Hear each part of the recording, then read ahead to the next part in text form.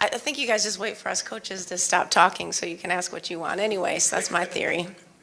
But no, I appreciate everyone being here today, and certainly look forward to an exciting journey with Michigan State women's basketball. We have some quality veterans that are back, and obviously a lot of new faces, so there's a lot to look forward to for us.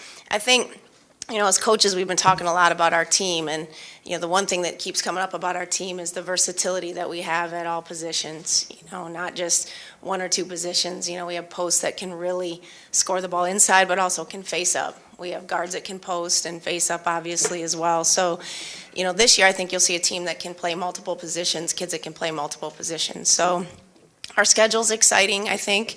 We play in the ACC Challenge game. We go to Syracuse, who played for a national championship, finished runner-up, obviously. And then we have Notre Dame at home. We go to Oregon.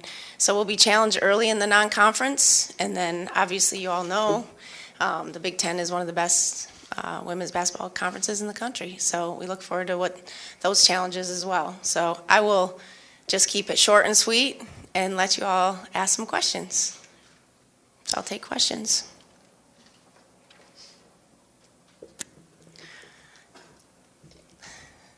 Suzy, how do you replace the points that Ariel scored last year?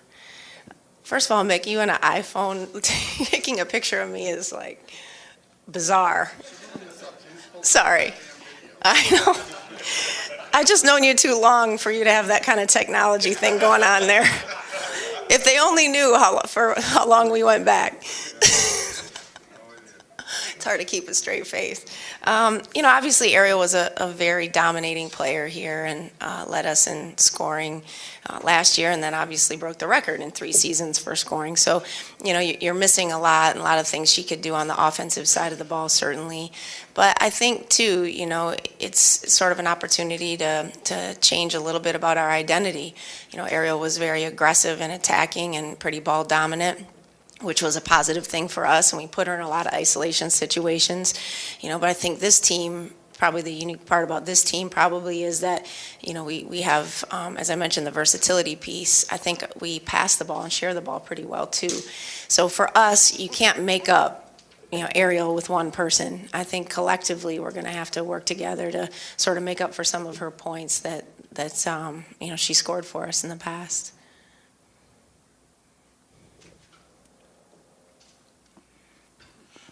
This freshman class was obviously a group that was highly rated. What have you kind of seen from this group, and what kind of impact can they make for you?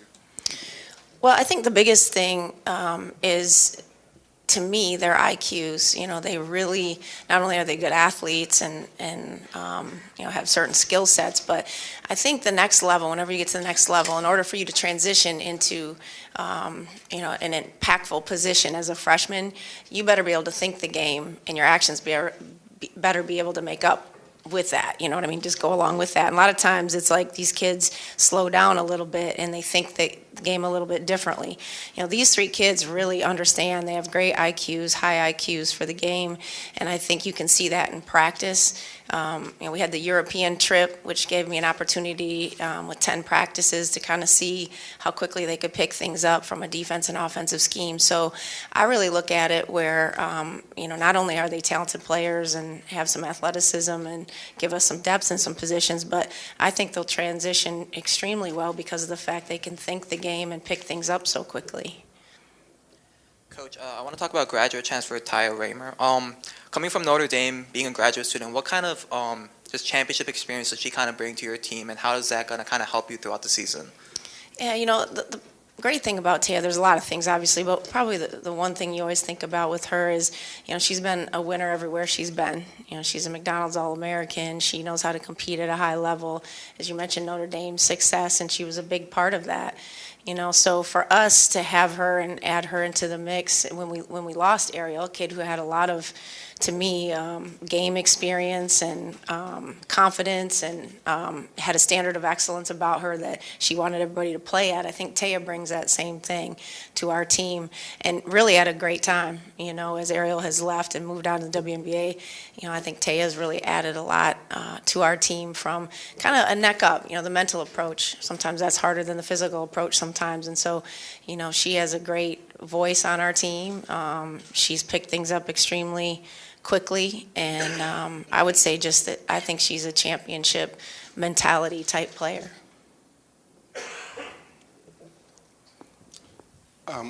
What else are you expecting from Tori and Brandy this year? How they've expanded their games? Yeah, I mean, I think Tori and Brandy both, I think it's their time now, I think that they've had some success here that maybe hasn't as gone as noticed as it should.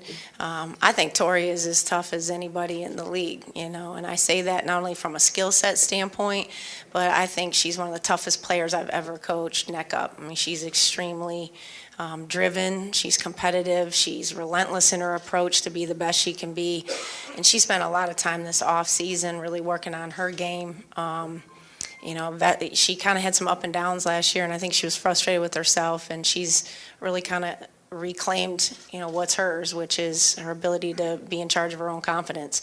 And it's been refreshing to watch that. I think Brandy's an underrated player too. I think she was honorable mention all Big Ten last year, and kind of the kid that would probably go third in line, the aerial Tori, then Brandy. And, a lot of times we won a lot of our games because Brandy was very consistent for us. She really just took what the defense gave her. She's an athletic kid that can shoot the three and hit a pull-up and get to the rim. So those two kids, when you have veterans that have come back, I mean, Tori's basically a 4-year starter, and now you're looking at Brandy, who is, a 3-year starter. I just think, there's some really quality experience there, and they understand what it takes to win championships. Suzy, you had a couple players last year who did not play, one because of injury and then one to get her eligibility right. Talk about what kind of dynamic both Gaines and Dambo will bring to you this year. Well, I think I'm excited about Coco for sure. She's a pick and pop face-up four-man. She's got a beautiful shot, and that was probably the big thing. As she came off a couple ACLs in high school, we gave her last year to sort of rehab and get a little bit stronger and really just get adjusted to the game at our level. So I'm looking forward to really watching her. She, when you can sit as a freshman and evaluate and see the intensity and the commitment and maybe translate that to your game and how you can help our team. We really didn't have that last year. We didn't have a pick and pop face-up four-man unless we moved aerial there. So, for her, I know I've been doing it, and I know our coaching staff have really been committed to working on that ability to extend the game for her. She can really get to the rim at times as well. She can play downhill, and she can shoot the three. So she's probably the one of the two that you mentioned the most that I think has shown the most improvement in the offseason.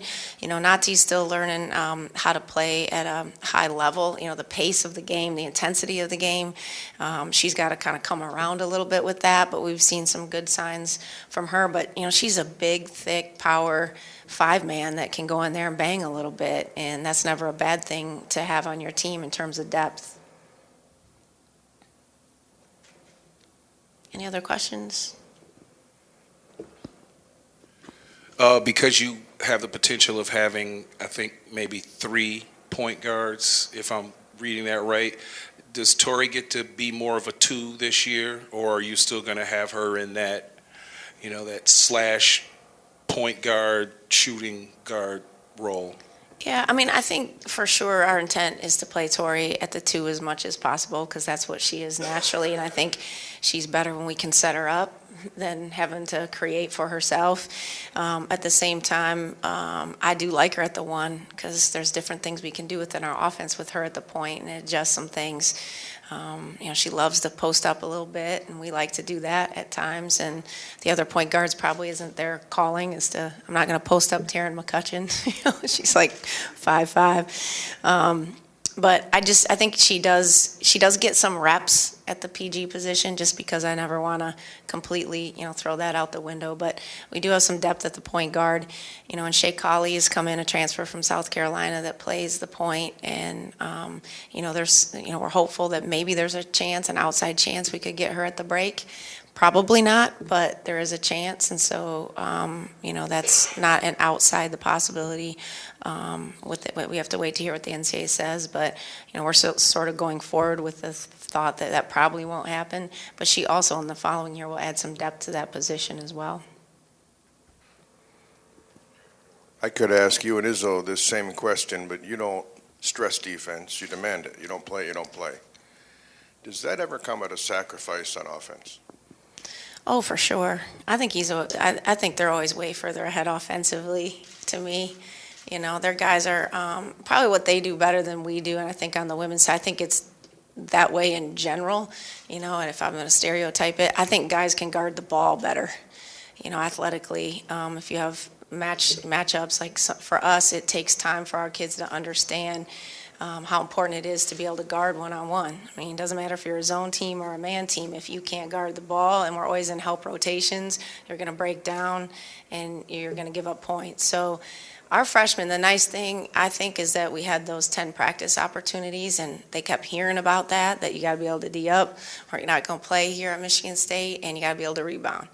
And those two things, I think, have been staples on both sides for the men and the women. But does it come at a cost? Sometimes. For us, I think, though, because we had those European opportunities, our offense is probably a little bit further ahead than it's been in the past. No, I mean, just the old adage, you recruit offense, you teach defense, right? So they're demanded. But our kids are really picking it up. I mean, like I said, we're versatile. I think we'll be versatile at that end, too. But I like what I see at both ends of the floor. And I think offensively, the thing that's different about our team that maybe makes us look a little bit better than we have in the past is that we, as I mentioned with the versatility piece, this team can pass the ball. And we've had kids like Hines was a great player, but Jasmine Hines could not make a high-low pass. It just wasn't her thing. She was the low block kid, and that was how. Now, did she get better at some things? For sure, out of double teams. But for the most part, I mean, Jenna's probably one of the best passers we have on our team, probably better than our point guards. Taya is a great passer as that other kind of power forward. So when you have bigs that can pass, you can do a lot more offensively. So we're excited about what those two bring, as well as our other posts, Hana and Coco, and those guys can pass it. Two-parter. Mm-hmm. Because of what it looks like on paper, is there potential for this team to actually be better than it was last year, even without Ariel? And then maybe could you name a couple players who need to take their games up a notch this season? Sure. I'm always going to say that. Yeah, I think every team that I coach is going to be better than the last one. Obviously it's a tall order losing Ariel, but like I said, I think we make up for it in certain areas, the ability to pass the ball. And I think, there'll be a little, to me, maybe more kids in double figures, maybe not as high double figures. And every time I've looked back and people have won championships, that's usually what you see, even on our side. We had almost 5 kids in double figures in 2014 when we won the league. So, when you have that, I think that's positive, and I think we have the ability to do that. I don't know. The next part of your question is kind of tricky, but I think for sure Jenna Allen's got to continue to be a dominant force in there. I mean, you saw her at the end of the season really elevate her game.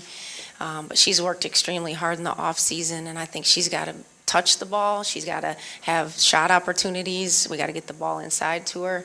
I think her and Taya both have to really be pretty consistent for us. Brandy and Tori too. I mean, those are some vets right there that have played a lot of minutes, I think, as your seniors go. So kind of goes your team. So I would put that. Probably the kid that you guys haven't asked me a lot about, didn't really play a lot, but I think has had a tremendous progress in the off season is Hana.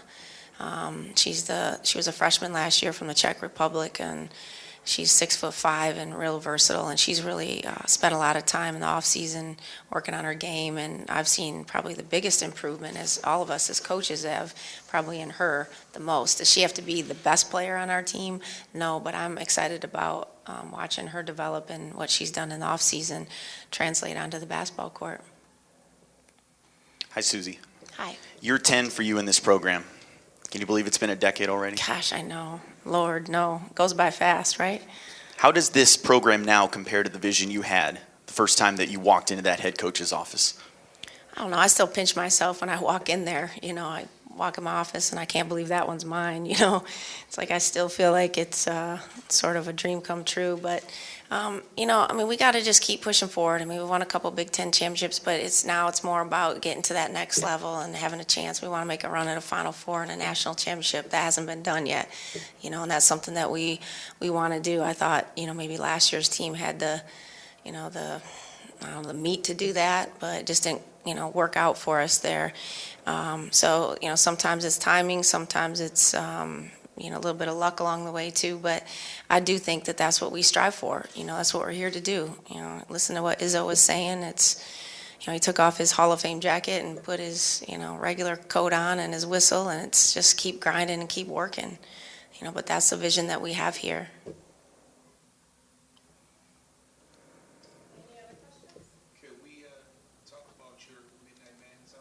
No. That's never up for discussion. Midnight Madness. No, when it's over, that's like the best moment ever. Like, seriously, the most relief. It's just not a real natural thing for me, or maybe anyways. No, I don't think so. I think once you've done Beyonce, there's like nothing else that will ever compare. Everything else is a complete disappointment. So, that's just, I don't know what they'll come up with next, but I'll do my best. That's all I know. And be glad when those 2 minutes are over. Any other questions? What, Midnight Madness? About the outfit? Well, it was just Janet Jackson. It's a baseball hat and a leather jacket. I would like you to talk about my kids. Did you notice like the dab or how long we practiced? And getting a 5-year-old to actually know what to do was, that was a challenge. That took a lot of work, that's for sure. It's good coaching. And a trip to Toys R Us, which we've already had, which we've already done. Improper benefit. Hey, I broke the parenting laws, right? All right, appreciate you guys being here.